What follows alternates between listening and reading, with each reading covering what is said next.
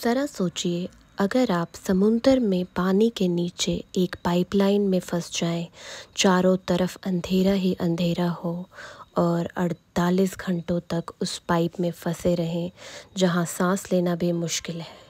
तो आइए जानते हैं पेरिया डाइविंग इंसिडेंट जिसमें ऐसा ही हुआ था। 25 फरवरी 2022 में कैरिबियन आइलैंड के पास जो ट्रिनिडैड नाम की जगह है, वहाँ पर ये 5 लोग पेरिया नाम की कंपनी में काम करते थे, जहाँ इनका काम ऑयल पाइपलाइन से जो समुंदर के अंदर होता है उसका मेंटेनेंस का काम था। ये यू शेप्ड पाइपलाइन थी। इस पाइप के जो 2 एंड थे, एक का नाम बर्थ 5 था, जिसमें बड़ी बड़ी शिप्स जो है ऑयल के कंटेनर्स लाती हैं और यहाँ से पूरा ऑयल जो है बर्थ 6 तक ट्रांसफ़र किया जाता है। और जो बर्थ 6 है उसके ऊपर हैबिटेट नाम का एक चैम्बर होता है, जिसमें ये डाइवर्स पाइपलाइन की मेंटेनेंस का काम करते थे। पाइप के अंदर से हाइड्रोकार्बन ना निकल जाए इसलिए उसमें एयर प्लग लगाए गए हैं। उस दिन भी ये एयर प्लग को पाइपलाइन से निकालने के लिए गए थे, लेकिन जैसे ही वे पाइपलाइन से एयर प्लग को निकालते हैं तो एयर डेंसिटी में बहुत जो डिफरेंस होता है उसके कारण पानी का प्रेशर उन्हें अंदर खींच लेता है और 1 बाय 1 सारे के सारे उसके अंदर चले जाते हैं। प्रेशर इतना ज़्यादा होता है कि उन्हें कुछ सेकंड्स में ही 60 फीट नीचे और 120 फीट आगे फेंकता है।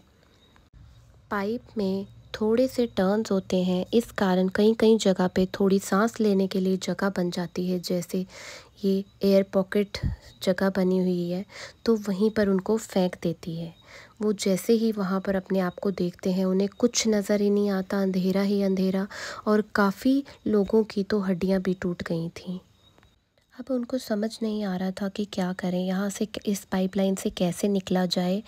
तो काफ़ी डिस्कशन करने के बाद उन्होंने सोचा कि जो आगे हैं वो ही 2 जाएंगे, क्रिस्टोफर और फैसल जो दोनों हैं वो जाएंगे और कोई ना कोई मदद लेकर हम सबको भी बचाएंगे यहाँ से।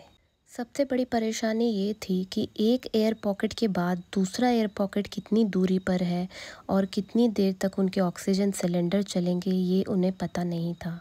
फिर भी दोनों चलते गए धीरे धीरे और आगे चलते हुए उन्हें एक अपना ऑक्सीजन सिलेंडर वहाँ गिरा पड़ा मिला।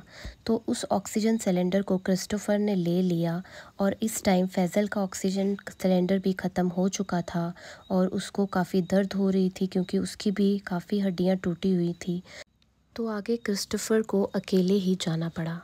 बहुत टाइम 2 घंटे चलने के बाद क्रिस्टोफर का टैंक फिर से किसी से टकराता है। तो वो देखता है कि पाइप में जो टर्न पॉइंट आ गया है, जहाँ से वह ज़ोर ज़ोर से चिल्लाता है, ज़ोर ज़ोर से पाइप को मारने लगता है। तो कुछ रेस्क्यू वर्कर्स उसे सुन लेते हैं और नीचे पाइप में चेन फेंक के उसे बाहर निकाल लेते हैं।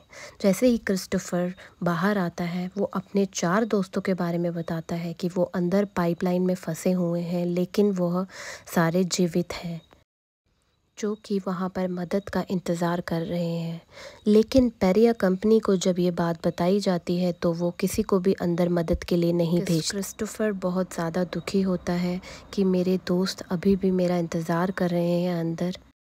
लेकिन पेरिया कंपनी कहती है कि उनके पास इतने बड़े सिलेंडर्स नहीं हैं जो सिलेंडर ज़्यादा समय तक टाइम निकाल पाएँ। उनके पास जो सिलेंडर थे वो 1 घंटे तक ही चलते थे और काफ़ी गहराई थी, काफ़ी दूर था वो।